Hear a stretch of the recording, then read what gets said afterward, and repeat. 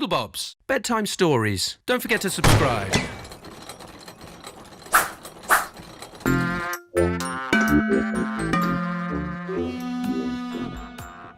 This is a story all about Raj.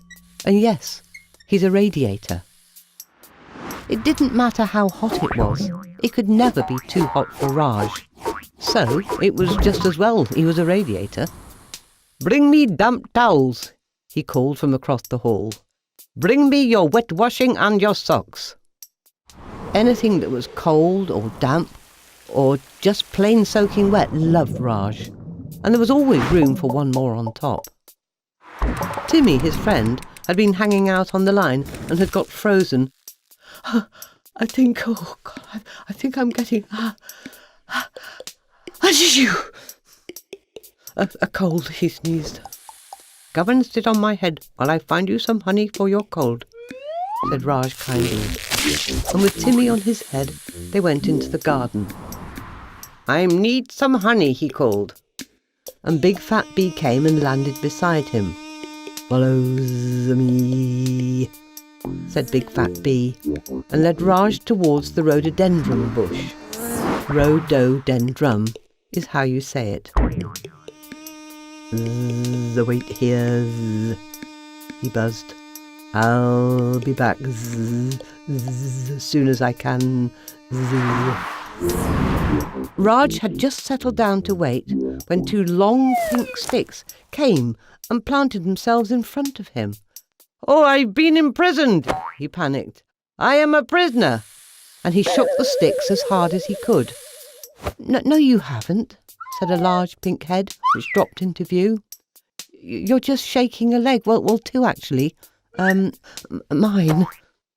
The leg stepped back and Pink Fedora came into view. I was wondering, have you seen my egg?" she asked. Raj didn't quite know what to say. "Your egg?" he said, sounding puzzled. "No, I am very sorry, I have not." "Oh, that's a shame," said Pink Fedora sadly.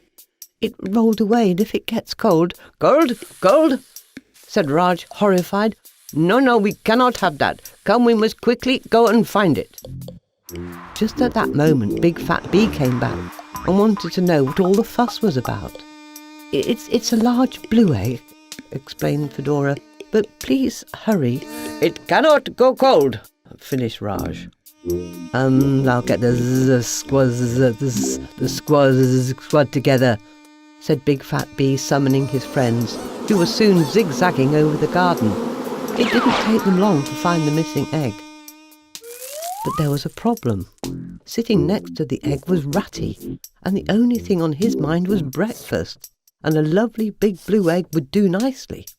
"Oh, no you don't," shouted Raj, and with a bit of quick thinking, he grabbed Timmy, swirled him around and around, and flick! "Oh, ouch!" squealed Rat. "Oh, ouch!" squealed Timmy. "Oh, that really hurt!" They both squealed together, but it did the trick.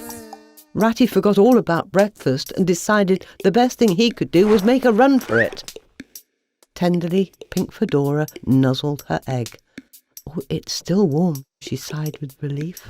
"But it needs to be warmer," added Raj. "Timmy, can you help me?" Timmy was only too happy to help. He wrapped himself gently around the egg as Raj sat them both on his flat, warm head. And then they waited. And they waited until a small crack appeared, and out popped a baby pink flamingo. "Mama!" she exclaimed, in a surprisingly deep voice, and wrapped her tiny wings around Raj. "Dad!"